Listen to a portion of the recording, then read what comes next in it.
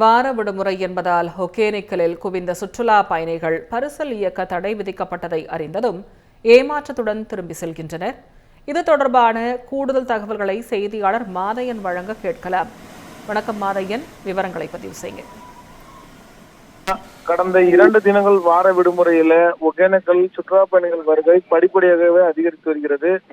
கடந்த 2 தினங்கள் வார விடுமுறையில கேரளா, கர்நாடகா பகுதியிலிருந்தும் ஒகேனக்கலுக்கு சுற்றுலா பயணிகள் வருகை தொடர்ந்து அதிகரித்து காலை முதலே அதிகரித்த நிலையில திடீரென்று நீர்வரத்து அதிகரித்தனால பரிசல் இயக்கம் மட்டும் மாவட்ட நிர்வாகம் சார்பில் தடை விதித்துள்ளது. குளிக்கிறதுக்கு அனுமதி வழங்கியுள்ளது. இதனால் சுற்றுலா பயணிகள் பெரும் ஏமாற்றத்துடனே திரும்பி செல்கிறார்கள்.